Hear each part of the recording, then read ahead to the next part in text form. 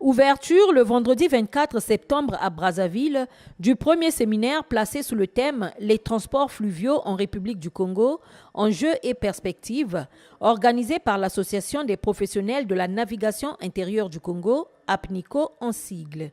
Cette date, qui coïncide avec la Journée mondiale des fleuves et des rivières, est également marquée par la sortie officielle de cette association qui prône une réforme profonde et globale dans le secteur des transports fluviaux afin d'éviter les différents conflits organisationnels existants entre les différentes entités intervenant dans cette chaîne.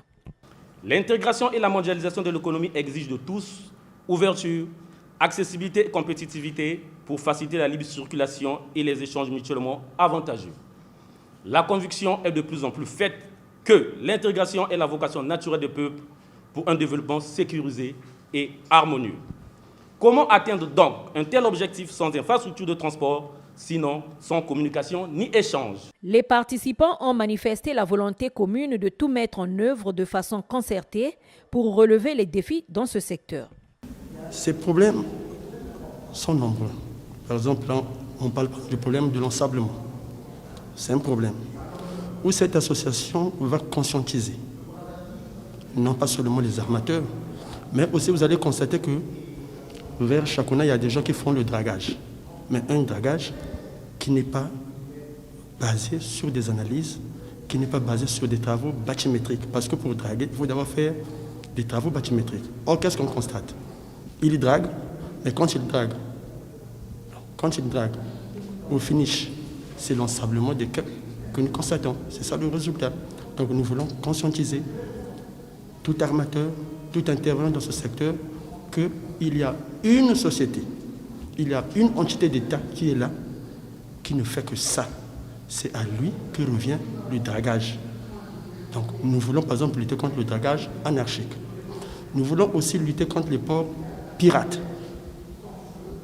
Parce qu'il en a beaucoup. Au lieu de charger au niveau du port de l'État, de Brazzaville, mais qu'est-ce qu'on a constaté? Les gens chargent même dans les parcelles des gens. Donc ça, c'est des choses à dénoncer auprès du pouvoir public. Cette association, qui tient à atteindre les objectifs qu'elle s'est assignés, est composée des cadres administratifs issus de plusieurs divisions. Vous avez en son sein des cadres pratiquement relevant de toutes les entités qui opèrent dans ce secteur. Vous avez les cadres du port, vous avez les cadres de vos navigants, vous avez les armateurs et vous avez... On compte même élargir à d'autres secteurs tels que les douaniers, tout ce monde-là, pour que nous constituions un cadre de réflexion utile à la promotion des transports fluviaux. Appréciant le thème de ce séminaire, le directeur général du port autonome de Brazzaville s'est apaisanti sur les atouts naturels indéniables dont dispose le Congo. Il est tellement important qu'il mérite une analyse soutenue et profonde. Soutenue et profonde car c'est un pan important de l'économie nationale. Il y a eu un moment, au niveau de notre pays, nous avons eu la création de tout un ministère sur l'économie fluviale. Depuis la nuit des temps, l'économie fluviale a constitué une ressource importante et doit constituer une ressource importante pour notre pays.